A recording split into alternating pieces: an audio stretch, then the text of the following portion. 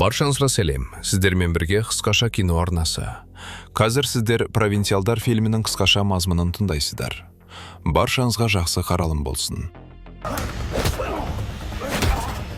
Фильм жылап тұрған, үстіндегі көйлегі жыртылған қыздың алдында бір көлік тоқтап, оны белгісіз бағытқа алып кетуінен басталады. Боксшы Гичхоль федерацияның жас шәкірттерге қалай қарайтынына көңілі толмайды.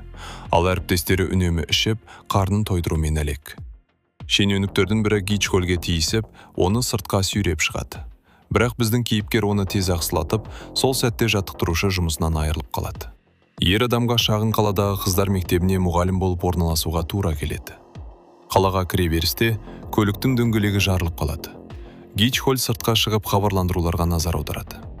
Жергілікті оқушы қыз жоғалып кеткен. Біреу оны сервис орталығына дейін жеткізіп тастайды. Сол жерде оның назарын қыздардың төбелесі аударады. Үшеуі жоғалған Суйон туралы плакатты жыртып, шимайлаған үшін топтың басшысы сыныптасынан таяқ жейді. Не деритесь тут, домой топайте. Гичхоль қыздармен қалай сөйлесуді білмейді. Өйткені бұрын тек ұлдармен жұмыс істеген. Оны осы жерде полицей болып істейтін бұрынғы шәкірті қарсы алады. Юджин жоғалған Суйонның әжесін жұбатып жүр. Екеуі ең жақын құрбы болған. Суйон тезірек ержетіп, осы қаладан кетуді армандаған. Тағы бір қызығы, кешкісін бір жаққа жұмысқа кетіп жүретін. Бір күні кешке Юджиннің соңынан біреу аңдиды. Бақытына қарай қыз автобусқа мініп үлгеріп, аңдушы қалып қояды. Директордың орынбасары Гичхольді мұғалімдер бөлмесіне әкеліп, ұжыммен таныстырады. Привет, я... Туда садитесь. Дене шынықтыру мұғалімі қайта-қайта иіліп, орнына отырады. Аулада екі оқушы біздің шкафқа соғылып қалады. Вот тут еще одно. Что за странный мужик? Гичхольге қосымша тапсырма береді. Қарызы бар оқушылардан оқу ақысын өндіріп алу. Мұны асханада жасаған тиімді. Ол тізім бойынша қыздарды іздейді. Ал оқушылар болса, осы дәу адамның түріне күледі. Ол бұл мектепке неге келген? Осы кезде мектеп директоры Кита келіп, Гичхольмен танысады. Физрук мектепке 300 000 қарызы бар Юджиннің соңынан жүреді. Сонымен қатар Хан Суйонды да іздейді. Бірақ ол мектепке келуді тоқтатқан. Она из дома сбежала? Она не сбежала. Да я просто спросил. Не болтайте просто так о том, чего не знаете, ладно? Бұл ауданның балалары неге үнемі ашулы? Мұғалімдер Юджинді хабарландыру ілгені үшін ұрсады. Жоғалған қызға бәрінің бәрі бір сияқты. Тек құрбысына ғана маңызды. Дәретханада бір мұғалім Гичхольге желпуиш беріп, газымды сейілтіп мазақ қылады. Осыдан кейін боксшы таза ауа жұту үшін қалаға серуендеуге шығады. Ойын автоматынан ойыншы ұтып алғанына қатты қуанады. Алаңда сол кезде Кита сөз сөйлеп жатыр. Саясаткер қала әкімі болуға үміткер. Юджин болса құрбысын іздеуді жалғастырады. Бір ізі оны түнгі клубқа алып келеді. Үш еркектен сұрастырып жүргенде біреуі Суйонды таниды. Бұрыштан оны аңдып жүрген Гичхоль шыға келеді. Юджин сәтті пайдаланып жоғарыға қашады. Үшеуі тиісіп көрмек болғанда, физрук оларды оңай-ақ жан-жаққа ұшырып жібереді. Мы тихо уйдем, поэтому не будем создавать друг другу проблем.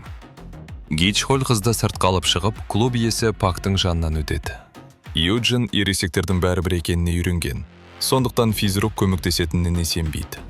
Бір қызметкер шығып, жоғалған қыз туралы ештеңе білмейтінін айтады. Бастығымен сөйлесу керек екен. Гичхоль Юджинді үйіне апарып, түнде көшеде жүрмеуді ескертеді. Қыз көліктен түскен бойда біреу шабуыл жасайды. Көлік өтіп кеткендей көрінеді, бірақ белгісіз адам қайта жүгіріп келіп, оны шокермен ұрып құлатады.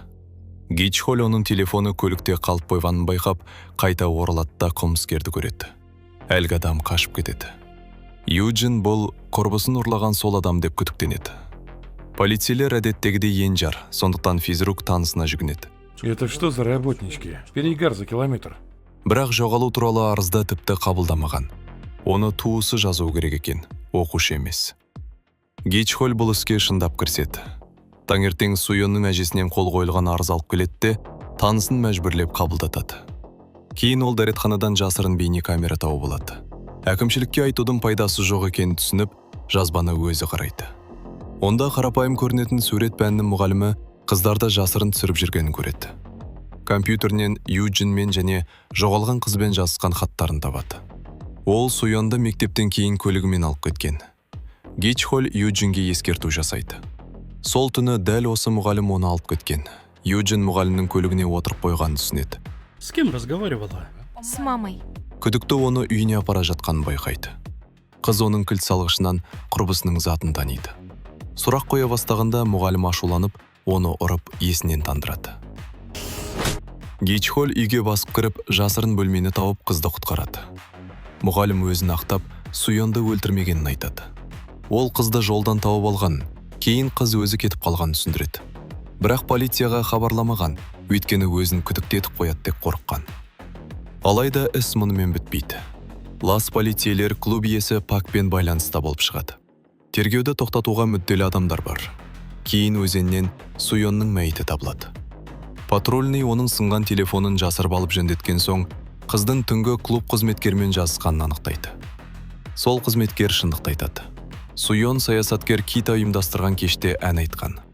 Қыз саясаткердің көзіне түсіп, кейін біреу оны зорламақ болғанда қашып кеткен. Кейін оны біреу ұстап, тұншықтырып өлтірген. Ақыры анықталады. Қылмыскер сол сурет мұғалімі, яғни саясаткер Китаның ұлы. Ал Суйонды шын мәнінде өлтірген өз әкесі Кита. Қыз тірі қалып бәрін айтып қояды деп қорыққан ол, оны аямаған.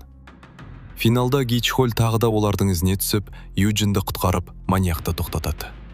Саясаткер сайлауда жеңіп әкім болғанын естиді, бірақ шындық ашылады.